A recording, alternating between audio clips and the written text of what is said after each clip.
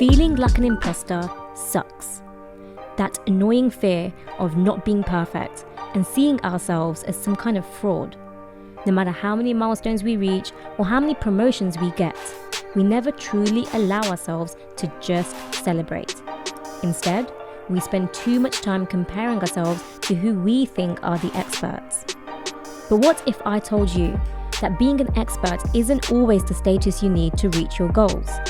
Greta Thunberg, a young activist at the age of 15 years old, taught me just that. Yo guys, my name is Suga and I am a junior doctor working in the UK. And welcome to my first ever YouTube video.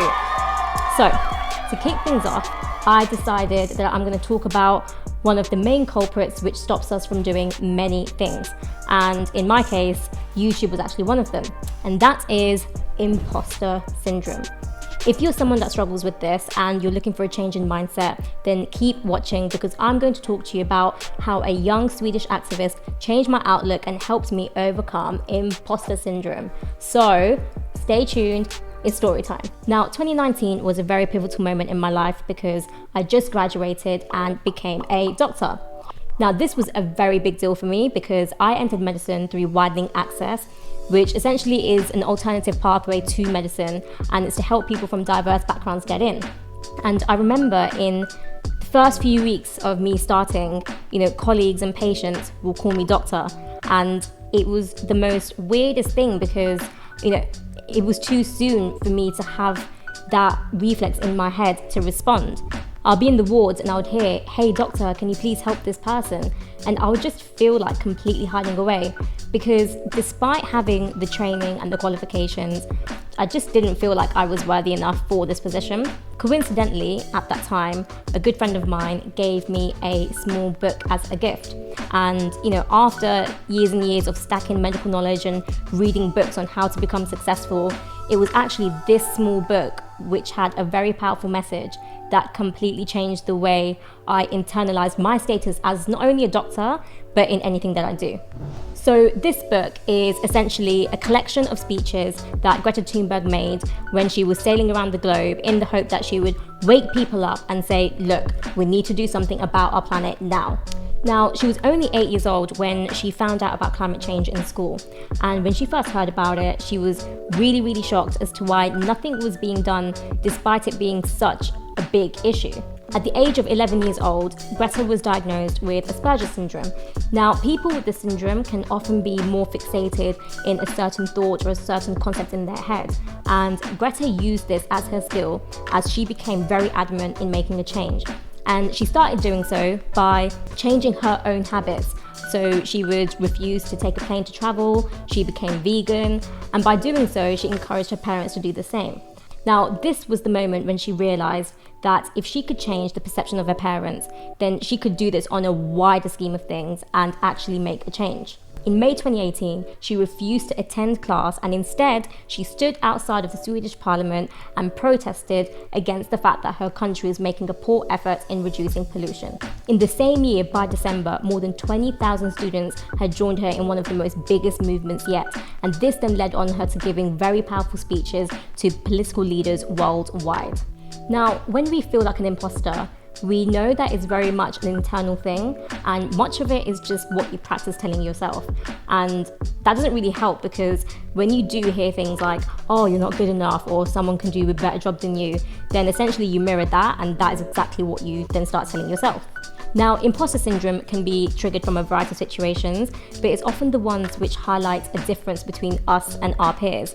And we see this a lot in a lot of high achieving areas, for example, in med school. Now, research has shown that this is more common in women and people from ethnic minority backgrounds.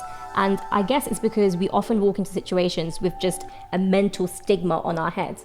We also have this misconception that as you kind of learn more and develop your skills and you become more of an expert in your field, then hopefully during that time, the feeling of being an imposter will slowly go down. But actually, the opposite happens. Now, this was demonstrated in a study called Unskilled and Unaware of It by two psychologists, Dunning and Kruger. Now, the study found a phenomenon that was opposite to imposter syndrome, where people that were identified as being inexperienced or incompetent at a task were actually overestimating their abilities in their self-assessments. They think that what they have is enough, and they think that they're just best at their job, even though they might not be. And I think we all know that kind of person, and let's face it, they're fucking annoying. Later on, they did further studies on undergraduate students and found that the more competent students underestimated their class rankings and their own competence levels. So we can conclude that the first error is about yourself and the second error is about other people. I think generically, if we kind of see ourselves in the bell curve, most people are in the middle and they're average. And with imposter syndrome, you're always willing to learn because you always feel like you haven't got enough. And I think day by day, the more you start to learn, the greater the chances are of you shifting from the middle to the right. And being skeptical of your own abilities is a very healthy thing, especially when it comes to having a growth mindset. Another situation that is a big trigger to imposter syndrome and this whole knack of wanting to achieve the highest is discipline. Now, if you're someone that comes from a similar background to me, then you'll know that Asian parents are notoriously stereotyped for raising their kids to be the best. I remember people used to joke about the Asian grading system, but if you think about it, it's actually quite deep because it started off with A is average, B is bad, all the way down to F, which meant find a new family. Now, you're wondering, Suga, where on earth does Greta Thunberg come into all of this? And this is how. Because just like many of us, Greta also faced a lot of resistance. Throughout her time of touring around and giving the speeches, she faced a lot of friction from senior leaders who found her very intimidating. They targeted her lack of experience and her age, and they absolutely hated her black and white approach to situations. One of the best part about her speeches is that she targeted every single resistance that she faced. She recognized that she isn't an expert in the field, and she admits openly that for the complex topics, she will need scientists who've been researching this stuff for many, many years in order to help her articulate her points across. Now, if that wasn't enough, she also used her age as one of the most important parts of her role when it comes to this crisis. And as she savagely says, we children shouldn't have to do this. But since almost no one is doing anything and our very future is at risk, we feel like we have to continue. And this was a game changer for me. By identifying the strengths that we have by being in the roles that we are and seeing that actually it may be better to be in that position than to be an expert where they may have the knowledge and the skills, but they may not be experiencing the effects of what they're doing. Expertise is genuinely a blend of skill and knowledge, which equals performance at the highest level. And the more you say yes to opportunities, the sooner you realize that everyone just has a different amount of each of those, which can make them just as good as you rather than better than you. And the one thing that ties all of this together is our lived experience, which is something that may not be put down on paper or can be graded, but it's still absolutely vital in how much value you can add to the team. Now, speaking up with imposter syndrome can be tough. And one thing that Greta really teaches us is it's not how loud you say something, but it's how often you say it. And this leads on to my next point. In the digital age, we're seeing this issue where voices are only raised when a problem is a trend. And you know what? I will hold my hand up high and admit that I once fell into that category. And I really questioned myself, why do I do this? And I guess it's just easier to speak up when you know that others are thinking the same as you and knowing that others have the similar opinion that you do. And when you get that validation, you inevitably get that confidence. But what this only does is it just feeds into this whole echo chamber effect that we hear so much about, where we're only sharing our opinions amongst like-minded individuals.